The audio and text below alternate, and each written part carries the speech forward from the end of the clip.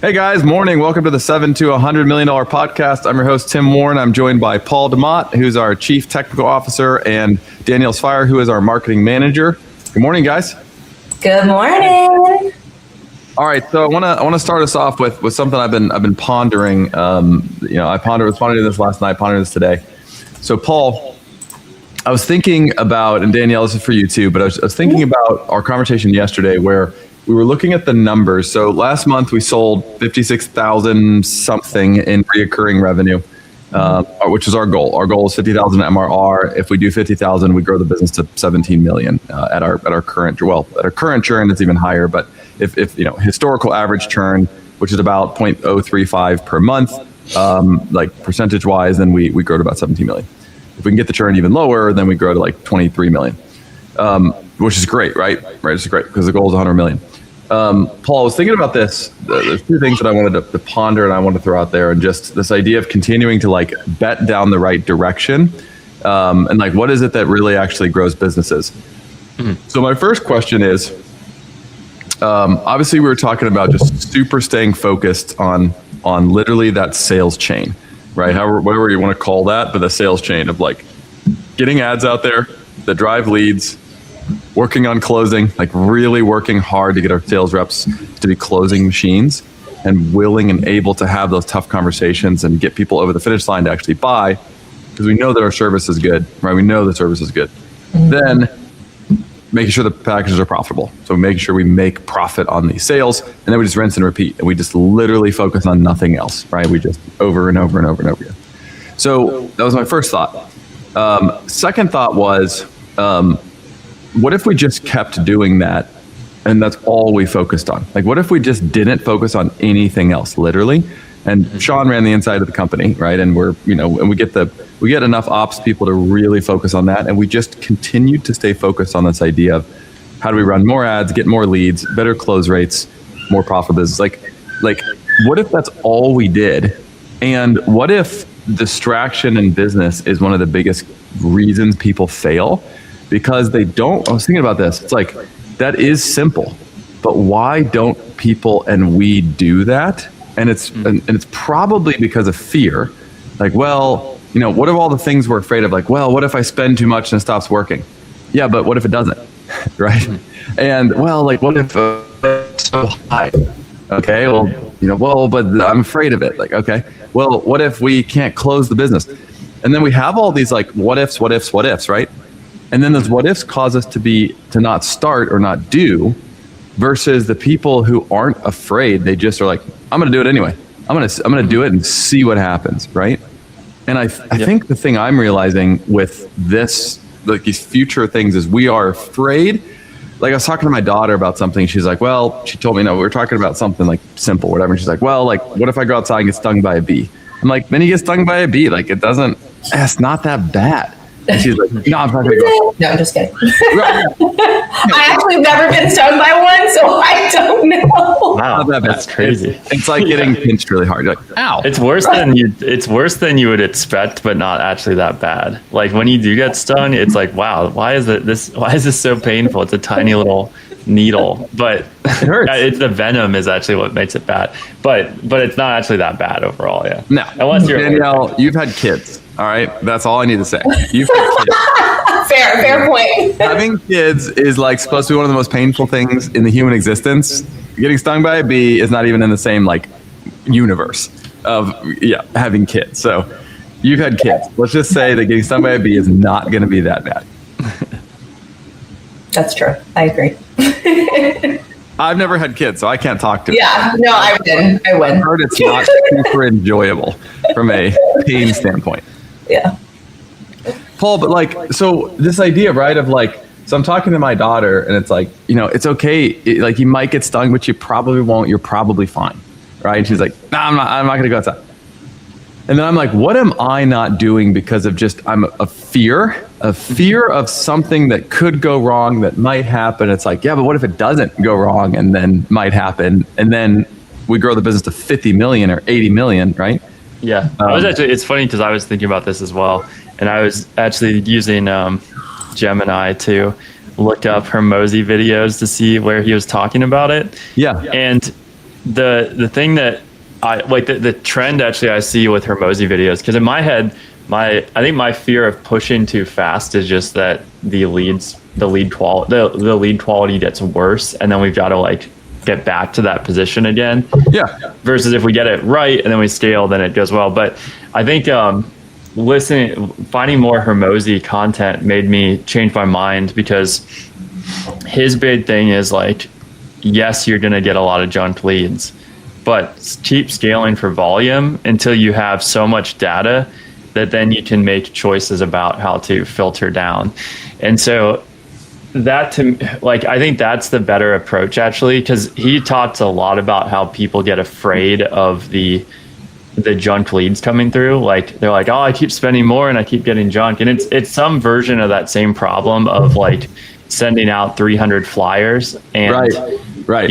And not seeing anything, and you're like, oh, this isn't working. People spend, we spend like $8,000-$10,000 a month on Facebook, and we get a bunch of junk leads, but we also got some good leads.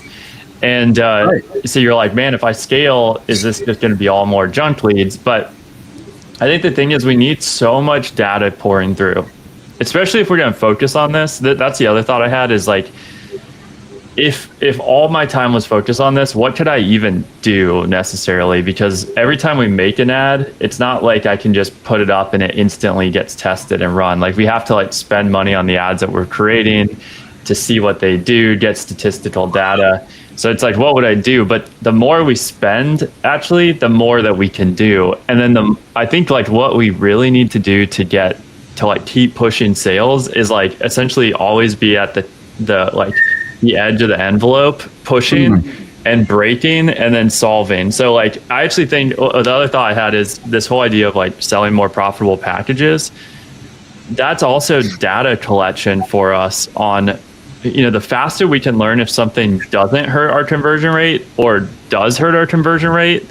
Like, let's say it doesn't hurt our conversion rate, then we've just this whole time been undervaluing ourselves. And right.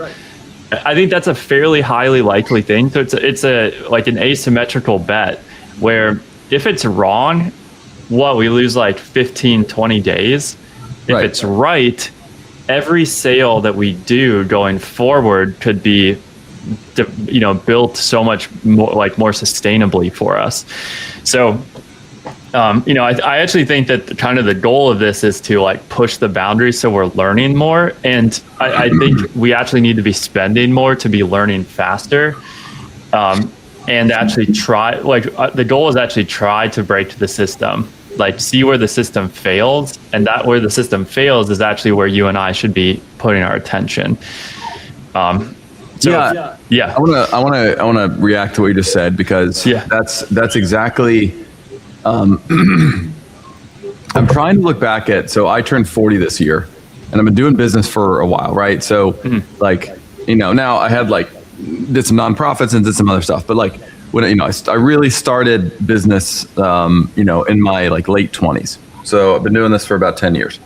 Yep. And, there was a Hormozi video last night where he talked about, he's like, I already had a whole sales team and was selling a couple $100,000 a month before I ever read my first book on sales, right? and so Hormozi said, he basically was like, I was already a decamillionaire before I started really reading books on business. And he's like, what I just did was I value just starting the thing and learning by doing versus, he said, hiding behind knowledge and getting information. He's like, I just wanted to get in and start lifting, and then I will figure it out as I go.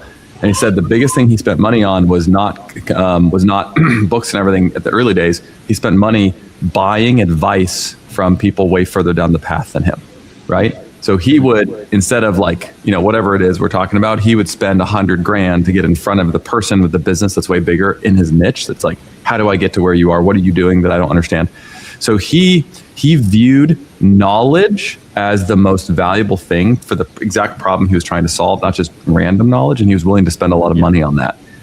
So it's a very different approach than what I've done historically, but why I think it's been so successful for Hormozi and why I think it is probably the right method is that Mr. Beast video that I watched on Rogan, where he said, you have to do both tons of learning of the thing and tons of iterations. because you don't get good at the thing until you've done it tons and tons of times, and then you still have to learn about it. You cannot learn how to swing a golf club by watching infinite videos, right? You also might never get better if you just swing and swing and swing and swing and swing and never watch or learn or get coaching about what you're doing wrong. So that's what I was saying is, what if we flipped the script and just said, let's completely bias ourselves towards action versus waiting or thinking. Let's just take the action, take the risk, spend the money, do the thing, see what breaks, and then don't run away from it. Like, okay, that broke, let's fix that thing. Then we'll go to the downstream. We just keep going and going and going, investing in ourselves and taking the risk. And like, if we're seeing results on a smaller level, like, let's just keep betting more, keep going up and keep going up and keep going up. Because that's what it seems like a lot of these guys have done. It hasn't been like wildly crazy things. It was that they found a market, they found supply and demand, they found an advertising strategy, and then they just kept spending and they just spent crap loads of money on it. Just be, I think, like what I'm kind of thinking is the goal really just needs to be, how do we just keep pushing ad spend up? Because essentially, if we ever hit a point where we can't push ad spend up, it's actually indicative of a system-wide problem for us. We're either not making enough profit, or the performance of the ads is not good enough. There's a problem in our sales funnel. And so I think if we're not like I almost think we develop a plan where it's like, let's just let's plan out the next 3 months of just keep pushing ads up every single week. And then we just solve whatever problems come our way. And the goal could be 3 months from now, we're spending 4 times as much as we are now.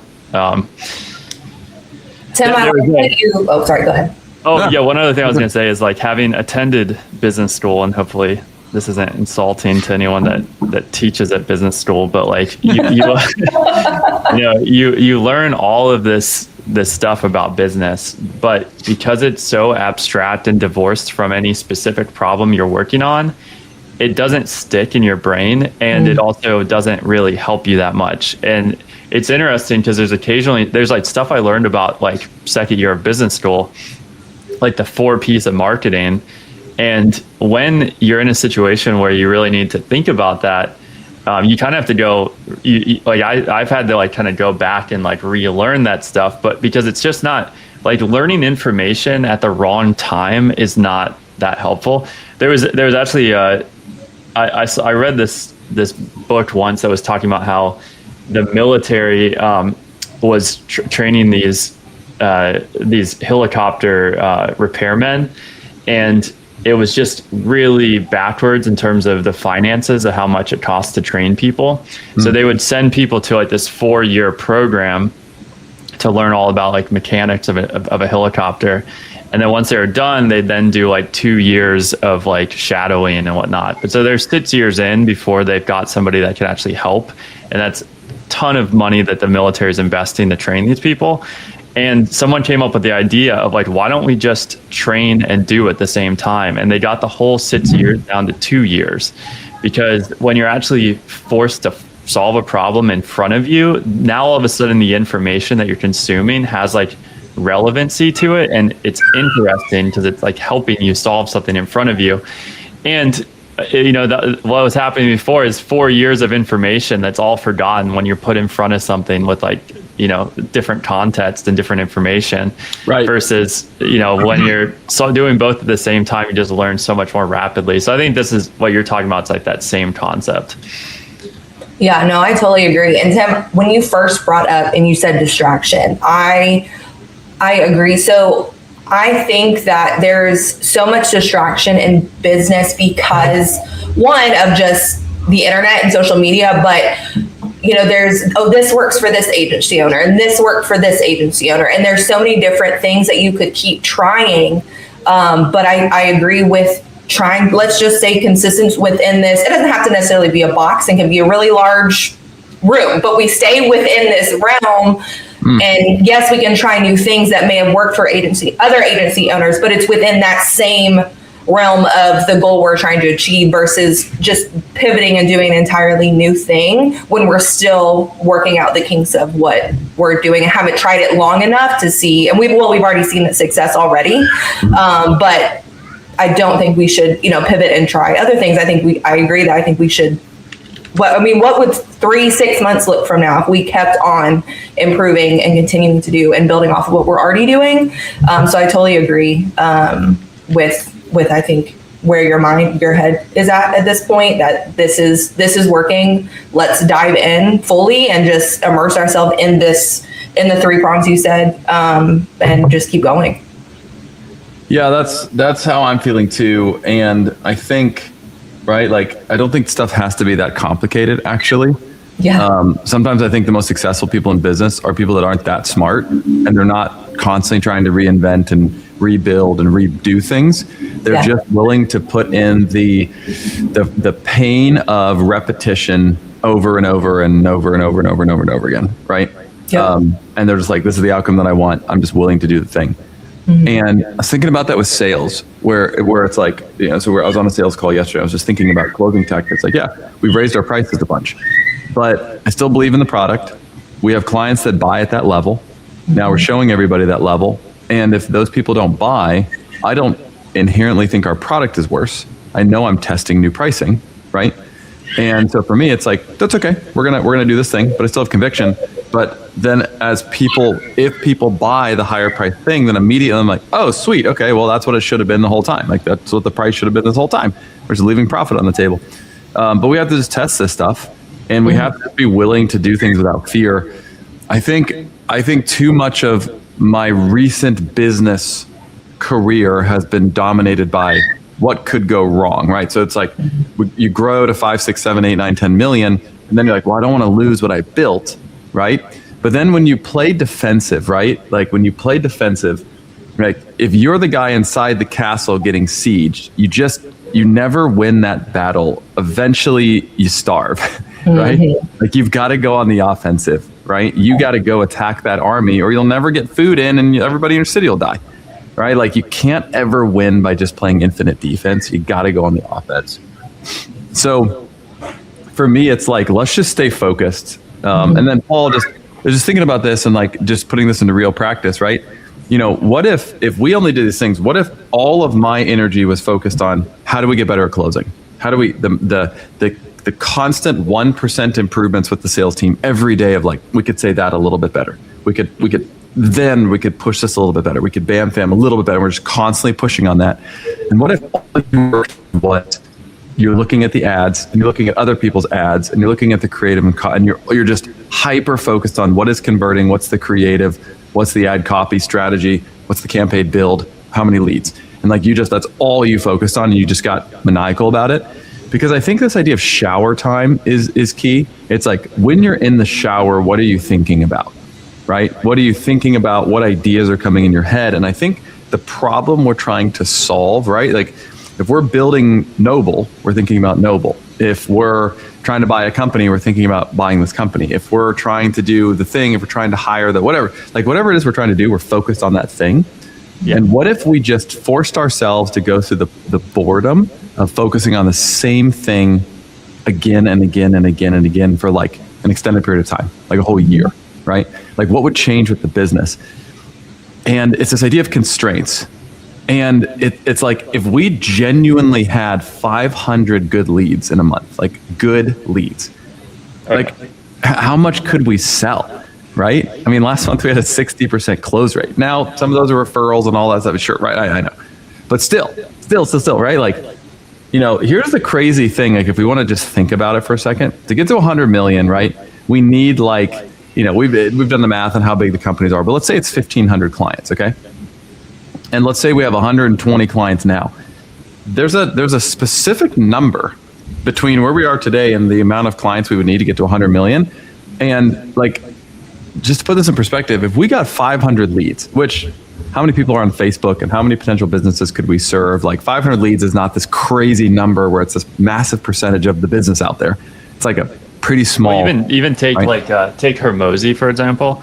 The people that he wants to attend his workshops are all ICPs of ours, and so he's dealing with 40,000 leads per month now. 30 something, 40,000. So those are all people. I mean, like a lot of those are junk leads too, but like he's also booking out every single one of these things with like 100+ people. Right. You know, it's like 100 sales every single time he runs one of these. So that's our ICP. And so just comparing to like what it could be, I mean, it could be 40,000 leads. Like 500 is actually not crazy. No, it's not crazy. And Yeah. so this idea of like, because we have a recurring revenue business, right? If we just did the math, Paul, what's our lead to close ratio right now? It was in the dashboard that you built. It's Yeah, like let me see it. 9% or something. It was something like, Give me a sec. Yeah. 9% of all the leads that come in. I don't know if that's What conversion. date range do you want to look at? Last 30 days? Or? Yeah, look at the last 30 days. Okay, give me a sec. I just want to put real numbers behind like how attainable this is if we're willing to take the risk to make it happen. Tim, I always love your sport analogies. I'm now viewing this as our sport, and this is just practice. Every day we practice, we have a trainer, and whatever it is, but MetaEd is now our sport. And like after every time you use sports analogy, I'm like, that's literally what we need to be doing. Like just viewing this as, we are the team. This is the sport. We practice every day. Oh yeah. Mark Cuban talks about business is the greatest game out there because you can play it until you're 85. Right? Yeah. And be competitive, right? And he's like, it's a game like anything else. So yeah, it's. Oh, I love that quote. Yeah. Mark Cuban has I don't know if he wrote a book on it, but he just talked about it. There's a book called The Great Game of Business, and it's literally a game of business, right? Yeah. Viewing it like a sport, 100% agree, right? It's training, it's practice, it's coaching, it's working, it's right. You'll never get great without practicing at your sport. Same thing in business, right? Yep. So Tim, it's 4%. So if we had 500 leads, that would be 20 sales per month. Right. So then if we work backwards, right, we had 500 leads, that's 20 sales. Last month, we sold 56,000 MRR for 11 sales, right? So imagine if we had 20 sales, right? So now we're selling 100 and something thousand a month. But if we raise that average order value by raising our prices, and that goes to 125,000, like that's almost a $50 million company, right? Mm-hmm. Because of the amount of deals we sell and our churn. And it's like, wait, so then if we could get 1,000 leads, which right now we're getting like 300 leads.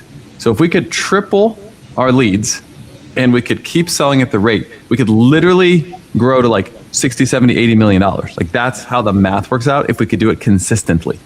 And it's like, that's actually not that far away from where we are now, because it feels like, 7 million, 100 million, like that's a $93 million goal. That's super far. I can't even imagine that.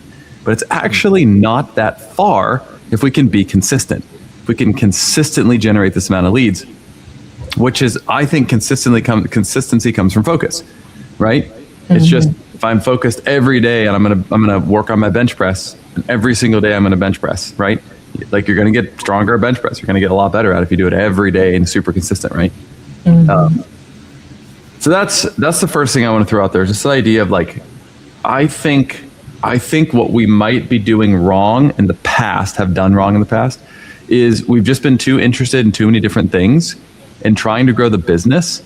But in doing that, we have not done the absolutely most important thing, which is getting great at running ads, getting really good at closing business, and everything else will figure itself out. Like those are really the only two things that matter, honestly, right? And then of course, servicing the customers and doing a great job, but we already do that today. And we already have a great culture and we already have a really good product and service. Like we've already got that part dialed in, right? Mm-hmm. So the constraint in the business right now is just, what if all we focused on was more ad leads, more sales, more ad leads, more deals, right?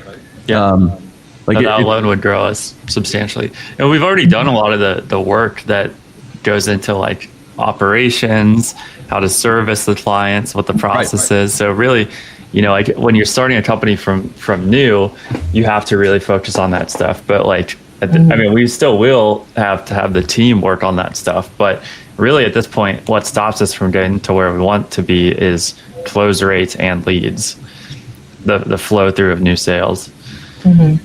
Yeah, and I think I want to also throw this out too. I agree. What I want to also throw out is this idea of what happens when we spend and we have a month where we don't close much. What do we do then, right? So let's say we spend 50 grand on ads and we don't close enough, okay? Well, we could be like, well, it doesn't work. Well, That's kind of, it's like, I had a bad month, football doesn't work. No, it's not football, probably, right? It's probably not the sport, right? Ads probably work. We probably need to just maybe dial stuff in or just give it more time or keep doing. Maybe the creative got, whatever. So this is I want to change our view on this and my view on this. Number one is, this is the path, I think, to 30 million, 40 million, 50 million, 100 million. It is, we have to get tons of awareness and tons of people in as leads. So we just need, if we want to grow the business, we just have to grow our leads. We have to just get more leads, right? More leads, better leads. Then we have to get better at closing. We have to be closing machines. Like when these things come in, if they can close, we close them, right? And we dial that in, and we're always practicing better, new, improved ways of really getting to the pain, really getting people to open up about what they're looking for, and getting people to make a decision and getting people to buy helium, right? Not just kind of letting people float out there and make their own decisions. So like really getting better at closing.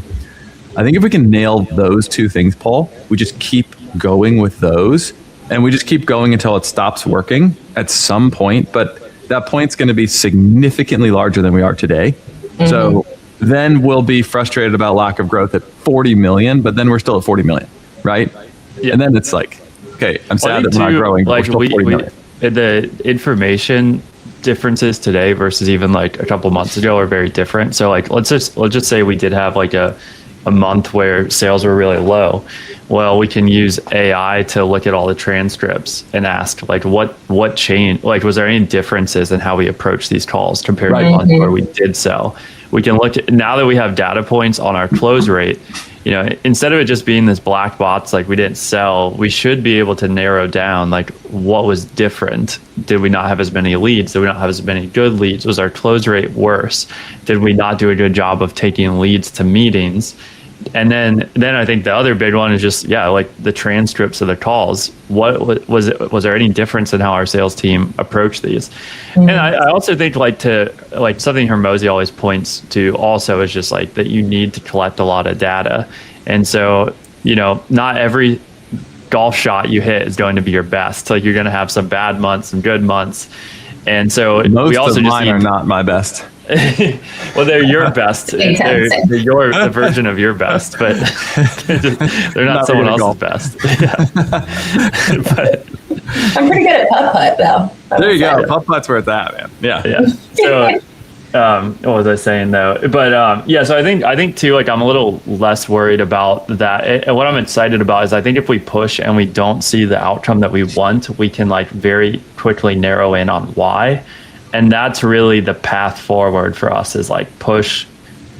Did we grow? Keep pushing. Did we not grow? Fits. I really think that's the whole more better over and over and over again. Right. Yeah, I was just about to say that directly ties back to more, better, new. Like it just keeps coming back to that same mantra.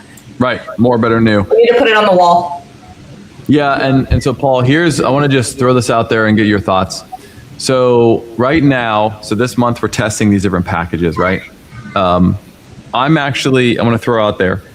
I would say at this point, we wait on the trying to sell the lower end downsell offer just for one reason, just from a focus standpoint. Let's not have this, let's not spend energy trying to build that and figure out what those people need and what they want. Because that's a different buyer pool. We can, but let's table it for now. Because what's going to make us the most money is selling the 5, 12, 25 packages and the 2,000 and the ads and the service, but priced properly. That's going to make us way more money. Mm-hmm. And this idea of addition by subtraction, just choosing to say that is a good thing, but I'm not going to do it right now. I'm just going to stay focused on this thing that I think has the biggest impact right this second. And then the other ones, sure, we're losing those leads and they're bad leads and we could monetize them, but there's just from a focus standpoint, what can we really do? And I think at this point, I think it'd be easier for the focus for the setters to be book people who have enough budget into meetings with the team. People who don't have enough budget, just for now, we're just going to let those go, right? Or whatever. We could literally, Paul, what we could actually do, which could just be a good idea, is just have them have you could just have a link if they put under $500, just auto link them to Noble. It just links them to Noble. Here you go. The one tricky thing though is that we have had sales that are far more than that price from those under 500 leads. Yeah. And the other thing is we have a bucket of leads that come Oh, through. from where under 500? Yeah, like we've had really? those sell at like the 3,800 monthly Okay. packages. So they're then- not all bad. So we can't Interesting. actually Hermosi said this too, and I was like glad I saw this last night. But he said, until you build like a huge like a number of leads, have a human involved in actually qualifying. Don't qualify with your system until like you've got way more statistical data. Because Okay. I think his point too is that like what we're seeing is some of these like people that are selecting the lowest tier package are actually then buying something much more once we have a conversation with them. So I think it's worth still having those meetings. I also would say like maybe the other angle is like, hey, do you know anyone that would be interested in our services? Like, hey, I educated you today, and hopefully this was helpful. Do you know anyone else that would be helpful? That would be more like Who could afford? who could afford this? Yeah. So that's my only thing on just like auto linking, and I think that's where the SDR team could be really helpful. Is like maybe we have them like BANT qualify those smaller deals faster, so then we don't like tie up sales team time on the ones that are really really tiny. All What right. if leads are putting under 500 because they are maybe a bigger company with a 6-figure budget, but they assume that if they put that they already spend that much, that we're just going to quote them that much and they'd rather spend less. Yeah, so I think there's that. There's also this big bucket of people that don't fill that field out. And so those ones that's true. I'm counting as bad, but they might not be bad. I've actually seen some of them where they're like pretty big companies that don't fill it out. So the good news is I think that we have more good leads in that bad bucket than the numbers show today. So, what happened to Tim? He's coming down the slope. Sitting down. Yeah, I'm changing to sitting. I'm standing for a while. I'm standing for 32 minutes. So Paul, the other thing too, I think like the doctor company that came through, one of the doctor companies that came through, they put the budget, I think 500 to 1,000, but then they're spending like multiple 6 figures a month on paid. And I think it's because the question says like, what's your SEO spend? And they aren't spending on SEO right now at all. So then so what could also happen, I think, is people could read that question and then they're like, oh, well, I'm only spending $500 a month now on SEO. Right. Versus like, what are you spending total on digital? Well, I'm spending, more than 100,000 a month on digital. Right. So, all right. So what you were pushing on here is, are you opposed to the idea of just waiting on the low end buyers for now? Like it's the sawdust idea. Like it's something we could use to create a new product, but for now, because it's a distraction of focus from the main core thing, we just say, wait, we wait. Not that we won't do it, we just wait on that for now. And we really try to focus all of our energy and effort on more good leads in that can buy our bigger stuff. And we just focus on that. Because I think that would be good just from a time standpoint for you and me and what we're focused on. Because then if we sell those other ones, we have to make sure the clients are happy. There's going to be, whatever issues making the software better. Also, if we take like the $2,000 DR booster, like that's worth like, almost 10 of the smaller clients. So it'd be better just to push people into $2,000 DR booster than it would be into the smaller one if we could. And I think a lot of people would go for that one because that's actually cheaper than Foundation, right? It's actually cheaper than the original Foundation package. And that's worth 10 of those other clients. So all right. So here's the questions. Cause I think you're right that it's a distraction. But like, let's say that a sales rep like gets on a call with one of these smaller people, or maybe they appear larger, and then they go through their whole process, and at the end of the call, the person's like, "My budget is $400 a month." Are we saying today? Will we just say, okay, well, it's we're not like we're just not like in the same right price range, or are we still in that scenario selling them? I think in that case we sell them Noble. So here's what I was saying is, remember we wanted to create, like, let's create a second done for you, right? Oh, like, I see what you're like saying. a maps Yeah. or optimization or whatever, right? We already have Yeah. Noble and it's already built and it's already good. So I think we just leave that. I'm not saying we don't sell Noble. Sorry, that's not what I'm saying. Oh. What I'm saying is, like, we were going to have a downsell Oh, we were talking about, offer yeah. that's like $2.99. It's a done for you service that's for maps, and we'll use the software and we'll build stuff. And it's like, but now we have to think about that, build that, create that, get talk tracks around it, all that stuff. It's probably just too much. So I think what we should do is, for the downsell now, we just keep Noble as an option. So if people want to sell Noble, we already have it built, they can sell Noble. I don't see any reason not to do that. Yeah. I think that's great for the do-it-yourselfers. Then we have that one. Then we have the DR Booster at 2,000. So we have two options there, but we don't spend any more time or energy building anything else, because it's just, I think solving the time and energy to solve that is less valuable than the time and energy to get more leads. Yeah. The thing that was going on in my brain, or the thought process I was thinking through, is like, so like this weekend I iterated on Noble to make it more, Right. I'd say more user friendly, and that all was happening mostly while I was asleep.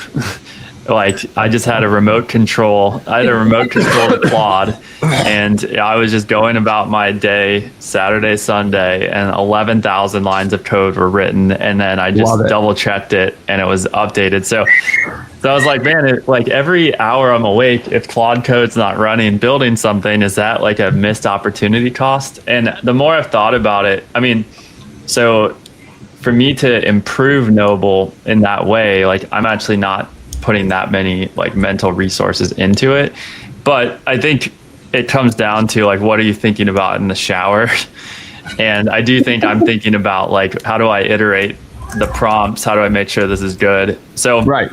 So what I think where I want to close that out is, like, just publish that code, show the sales reps. It's just like a slightly better version of Noble, and then we just sell that as the downsell Noble, and then we put all of our attention into everything else. Yeah, that's exactly what I'm saying, and I'm not picking on that. I'm just using that as an example of, like, what are we thinking about working on that doesn't get us to the biggest ultimate goal, right? And for me, it's anything that doesn't improve the profit of our product, like the pricing or the close rate of the sales team. If it's not one of those two things, it's probably not worth my time. It's probably not a good use of my time. And then for you, I was thinking, like, what would be for Paul's? And it's like the ads, the performance of the ads, the tracking of the ads, running the ads, looking at competitors' ads, looking at Hormozi's ads, looking at these other, and like, what do we need to do? Like, and we don't even worry about organic. We're not worried about organic yet because I also feel like I knocked out all of the organic stuff I'd want to for the next year. So I just want to let that Insanity. Yeah. oh, sorry, I meant organic social, but like, Oh yeah. Oh, I got right. what you're saying. But just like it's like we just worry about winning at ads, and we just focus on one channel. We're going to nail it on, well, two channels. We're going to nail it on Google Ads. We're going to nail it on Meta, and we're going to literally ride these channels until we can't ride them anymore. And we're going to understand the principles of advertising. We're just going to stay super focused on this and just keep spending more and more and more and more and more. And then I'm only going to focus on the sales team and just train.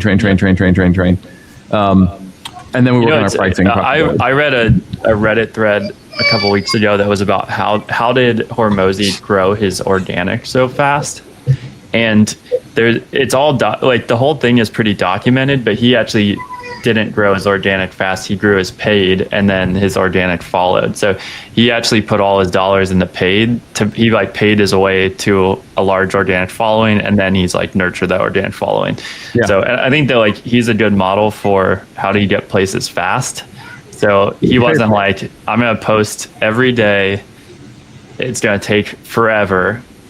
He was like, how do we spend money and get there way faster? And so that was his approach as well. Which is all ads do, right? Like, you can get there organically if your content's really good, but it's super crowded. And so it's the same as Google. Like, you can eventually get really good traffic via organic, or you can just buy it tomorrow with ads if you have enough money. And if you can get that thing to work, like most CMOs, most chief marketing officers of giant companies just deploy ads. They don't work on organic. They just But it's deploy also ads just and it's content also to just so much more works. stable. I talk to clients about this pretty frequently, but SEO is a channel that works incredibly well. Like the ROAS on it is Yeah. next level. But if you want to scale it, there's no like predictable way. Like you're kind of always you maybe buy backlinks, so you invest in content, but you don't know that it's going to scale proportionally. Right. And so like big companies are run by the finances of the business, and SEO is great, but also like unpredictable. And so paid ads of any sort are like very predictable outcomes. And that makes running a business a lot easier. All right, so I want to pose another question. I want to pose another thought. So it sounds like we're kind of all aligned on this idea of like, let's just stay hyper focused on the constraints in our business and what'll make us better. Let me pose another question, Paul. So let's say that we are just like, yep, let's just keep going all in. Let's just keep going all in, sending it, making money. Because here's the other thing I was thinking about is like, how do we make our product better to be more profitable? Remember we talked the other day about like we could replicate what Hormozi did and take one of like what we've done for some of our clients and literally package that and sell that as the product, right? Which is what Hormozi did for his gyms. He sold media. He sold licensing of the media, right?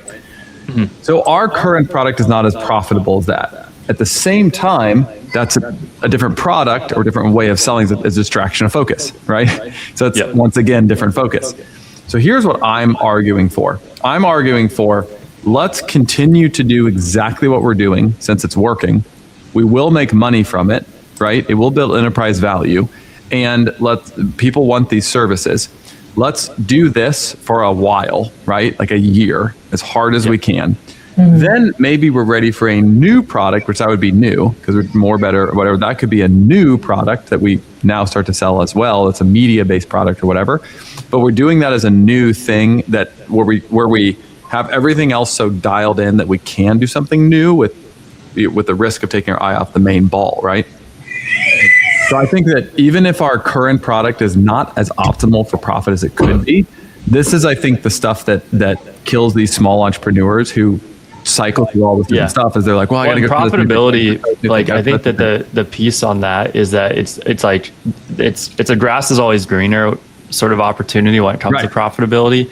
It is more profitable once you've invested a ton of your time and energy and focus into getting that off the ground.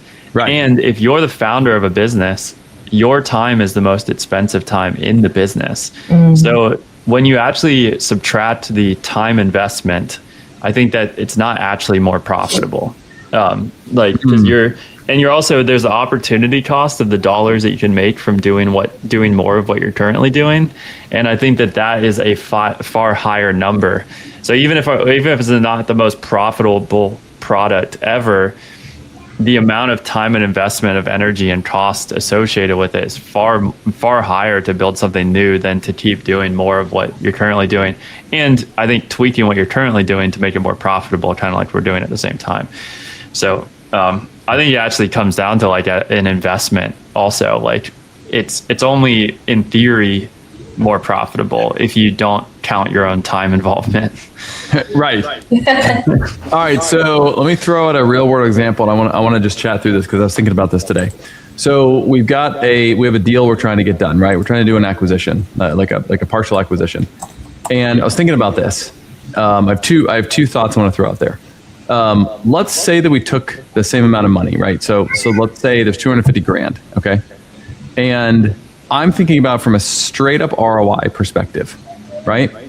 Could we monetize? If I said, Paul, here's $250,000, and I put that in an account, I'm like, spend that on ads and drive leads, right? What could you extrapolate out with what we've currently done with ads and leads?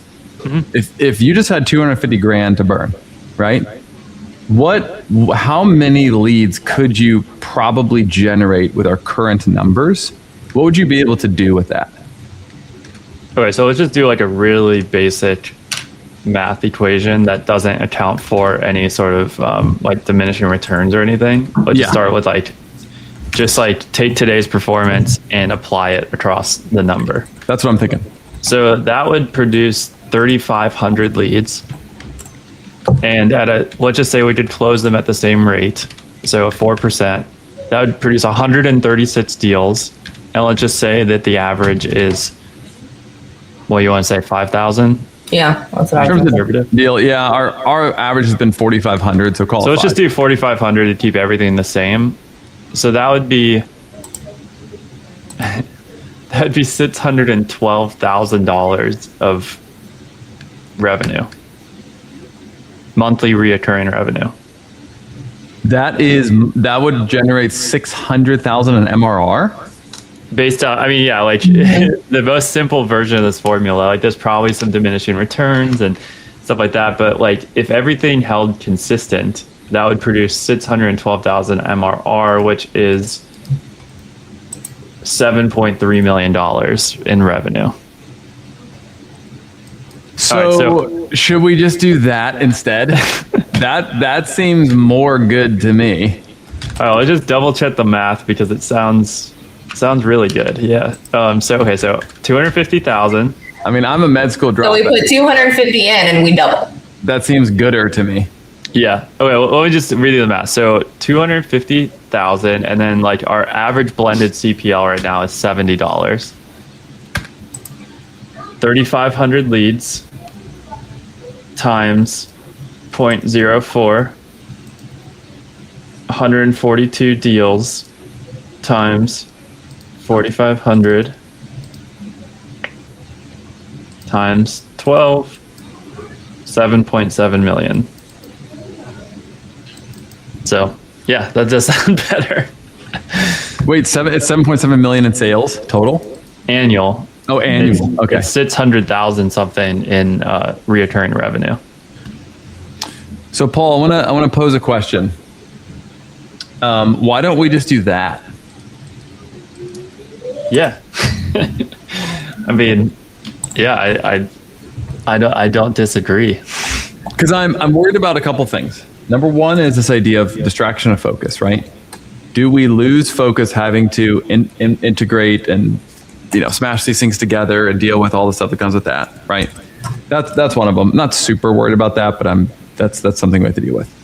Number two is also on that deal, what if we just like charge like a fee to like, I don't know, like maybe that's still distraction, but we just charge a fee to like disseminate what we've learned to them. But yeah, I don't know. We can figure that out. But yeah, just to say, I'm thinking about the ROI, right? And I'm thinking about the debt. And it's like, all right, so if I'm willing to deploy, right? Let's just call it 250K in debt. Okay. So if I'm willing to deploy this debt, which is not a huge amount, it's just there. What is the highest return I can get on those funds, right? So it's like we could use those to hire salespeople, but salespeople without leads won't generate, right? We can buy a business, but if we buy a business that produces whatever percent return, profit margins, like it's not gonna generate 7 million in sales. I know that for sure, right? What do you think the risk is? What's the likelihood chance that we spend $250,000 on ads? We take those same dollars. What's the likelihood that we just lose all the money and generate no sales? Like, is that a realistic possibility? No, not real. That's not realistic. I think like we could make it. I think we can make a distribution curve, and let's just say like 0 and maybe like 10 million in revenue, or like the tails. I think most likely scenarios we land somewhere in the middle. And even a worst case scenario is like one standard deviation over, which is maybe we generate $300,000 in revenue, or let's just say we generated $250,000 in reoccurring revenue. Well, that's a pretty good investment still. Right. Right. So, yeah, because now we took 250 grand and turned it into 250,000 of reoccurring revenue. Yeah. Right. Let's say it's a 20% profit margin on that. It would take us 5 months to recoup our investment, and then it continues to print. Yeah, right? let's say that there's some like big diminishing returns that start to kick in. So we start scaling, and then performance starts to decline. Even so, like we get to that point faster, and we need to like push to the edge of the envelope basically and find out where that point is anyway. So we're actually just buying data faster. Because if we hit that point into diminishing returns, then it tells us, hey, you need a new channel to scale your business. Like you've maxed out Meta, you've maxed out Google, which would be absolutely nuts if we did that with $250,000. Like I don't think that's even possible. Yeah. You said it was 60,000 a day on Meta. Yeah. The max. Yeah. Well, that's just a theoretical max. It could even be higher than that. I mean, you said that Hormozi spent 500,000 a day. When he was doing the book sale, the 100 million in a weekend or whatever, he was spending at the end 500,000 a day on ads. Yeah. So, and that's probably not even his affiliate army and stuff. Like he probably even had, like, if you look at everybody's spending, it was probably insane. So I think though, it's possible though that we don't cap out our max spend, but we still hit like a point where performance starts to decline substantially. But then we learn that faster. And then that's like when we add in YouTube, that's when we start running on LinkedIn also. And we create a halo effect from being in more places. We turn on clutch ads, Right. you know, stuff like that. So, I think the like when I weigh it in my head, it's like, do we want to take on something that has less certainty, is going to take our time away, or do we want to invest in something that is going to very easily pay for itself, plus based off our historical data, plus help us learn what the future roadblocks are going to be faster. The faster we spend and hit these things, the faster we learn and the faster we get to the next destination. So it's maybe a lot simpler. All this stuff's like both simple. I think I don't know who says it. Was it said at the conference? This is where I heard it, where it's like simple but not easy. That might be something. No, that's something that Charlie says. Charlie Tickner. He always says it's simple but not easy. Right. Yeah. There's a lot of stuff that's like that, right? It's like, consistency is simple but not easy. Yeah. Here's what I go back to, Paul, when thinking about this. What are other people not willing to do? Right? Like, what are they not willing to do? And I think a lot of marketing agencies don't get big because they're just not willing to spend on marketing. They're not willing to actually eat their own dog food and really market their businesses and really sell and do all the different things, right? And we have unique process and unique systems and unique softwares and all the stuff that we've built, right? And when we get in front of people, people are impressed and they buy. So here's what I want to throw out there and what I think we should do instead. I think instead of spending $250,000 on an asset that will probably not produce nearly as well as our current numbers, I think what we do instead there is we say, let's just take that exact same money we're about to deploy and put that directly into this engine we're building, right? And I think the risk of us just burning that money is very low, right? At the very least, we recoup our investment. Okay, fine. But I actually think what's likely to happen is we get way more than that, right? Mm-hmm. And I think right now, while we're small, we need to make really good bets. Like the bets we make have to work out really well, right? Mm-hmm. So that we can, like, our stock portfolio can really grow. And I think we have to be really careful where we spend the dollars to get the best return. So that's what I think we should do. I think we should, on the other deal, I don't think we kill it. I think we just slow it down a little bit. Like, hey, we're still working through the stuff. Like, give us some time. Then we take that 250 and we're like, let's just literally rage this into ads, right? Also, historically, it's August right now. Historically, like Q3, Q4 are typically good months in our space because you get a lot of people now that are starting to like get to the end of the year and like look for a new firm. So if we're going to start raging on ads, now is a really good time to do that, probably, because this is a time when people are starting to like think about switching, right? You know, it's funny. I was talking to somebody that's like a consultant for a lot of different agencies, and they were just telling me how like all these agencies are struggling and how it's like the hardest sales environment, the economy's not good. And I was like, really? We're like, oh, that's really? Interesting. It's kind of been the opposite, complete opposite for us. Maybe it's because we're taking all the deals. I don't know. No, Paul, here's what I think it is. So many businesses, so many agencies, they live and die on referrals. And now there's AI, and people are just going to AI to get the advice or the stuff that they were paying a lot of money for. And they're not, you know this, right? So many people are not getting actual results or anything from their agency. They don't really get SEO results. They don't really get that good of paid results. And so the agency kind of keeps them going, but now there's too many other places to get good advice. And I think all it's doing is killing the bad agencies and growing the good agencies. That's all it's going to do, right?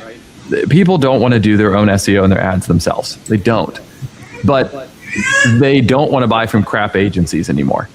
So I think it's that. And then number two is all these businesses live off of referrals, and the harder it is to do it yourself, the more people will refer. The easier it is to do it yourself using AI, people are, I'll do it myself, right? Yeah, and probably also, like when the economy isn't good, like referrals are like the first thing to dry up for a lot of businesses too. Right.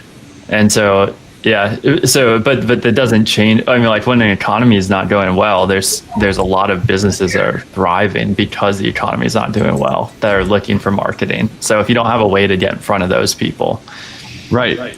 you just won't grow. All right, guys, I got to run to my next meeting. This has been awesome. I think we got some great next steps. So takeaways, Paul, your focus, just let's get more leads. My focus is let's close them. Let's get great at closing. And let's just stay focused. And then let's just put way more money into the ads and see what happens. Yeah, let's do it. All right, guys, thanks for jumping in with us. And we'll see you guys on the next one. Bye.